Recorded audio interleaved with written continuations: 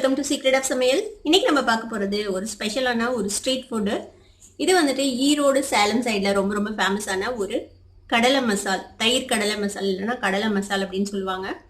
இது ரொம்பவே ஹெல்தி. மற்ற சேட் ஐட்டம்ஸோட கம்பேர் பண்ணும்போது இது வந்து நம்ம கடலை ஆட் பண்ணுறோம், மற்ற வெஜிடபிள்ஸ் ஆட் பண்ணுறோம், தயிர் ஆட் பண்ணுறோம், எல்லாமே ரொம்ப ரொம்ப ஹெல்தி. ஒரு ஈவினிங் டைமில் சாப்பிட்றதுக்கு ரொம்பவே நல்லாயிருக்கும்.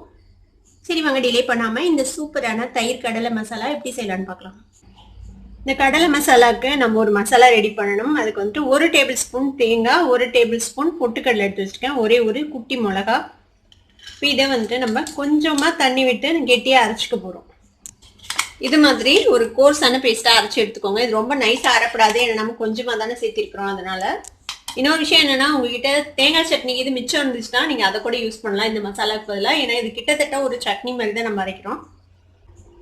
இப்போ இந்த கடலை மசாலா செய்ய என்னென்ன வேணும் அப்படின்னு நம்ம பார்த்துக்கலாம்.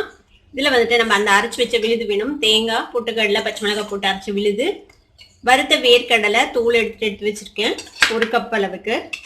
இப்போ வந்துட்டு சாட் மசாலா ஒரு 1/2 டீஸ்பூன், சில்லி பவுடர் ஒரு 1/4 டீஸ்பூன், தேவையான அளவுக்கு உப்பு எடுத்து வச்சுருக்கேன்.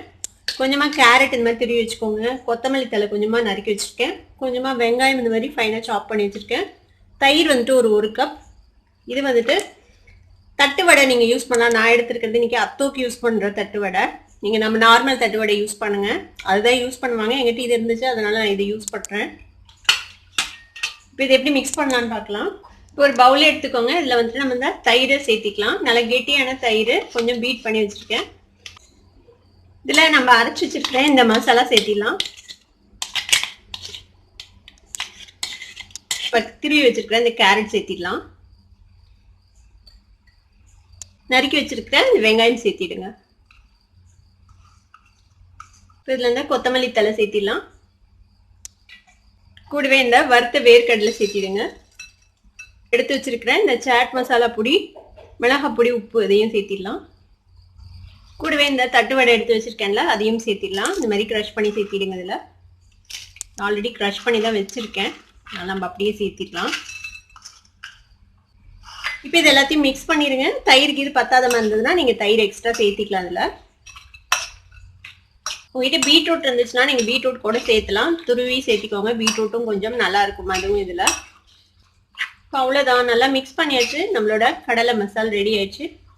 இப்போ இதை எப்படி சர்வ் பண்ணலான்னு பார்க்கலாம். இப்போ இந்த மாதிரி ஒரு சர்விங் பவுலில் இதை சர்வ் பண்ணி மேலே வந்துட்டு நம்ம கொஞ்சமாக கேரட் துருவல் தூவி விட்டுடலாம். கூடவே கொஞ்சமாக கொத்தமல்லி தழை, இதுக்கு மேலே கொஞ்சமாக அந்த க்ரஷ் பண்ண தட்டு வடை. நம்மளோட சூப்பரான ஈரோடு ஸ்டைலில் ஒரு கடலை மசாலா இப்போ ரெடி ஆயிடுச்சு. கண்டிப்பாக ட்ரை பண்ணி பாருங்கள். ட்ரை பண்ணி பார்த்தீங்கன்னா கண்டிப்பாக உங்களுக்கு பிடிக்கும். ட்ரை பண்ணி பார்த்துட்டு எப்படி இருந்தது அப்படின்னு எனக்கு கமெண்ட்ஸ் ஃபீட்பேக் கொடுங்க. இந்த வீடியோ உங்களுக்கு பிடிச்சிருந்ததுன்னா சப்ஸ்கிரைப் பண்ணுங்கள், பக்கத்தில் இருக்க பெல் ஐகானை கிளிக் பண்ணுங்கள். அப்போ தான் என்னோட நோட்டிஃபிகேஷன்ஸ் உடனே உங்களுக்கு வந்து சேரும். லைக் பண்ணுங்கள், ஷேர் பண்ணுங்கள். தேங்க்யூ ஃபார் வாட்சிங் வீடியோ வியூவர்ஸ். Bye bye.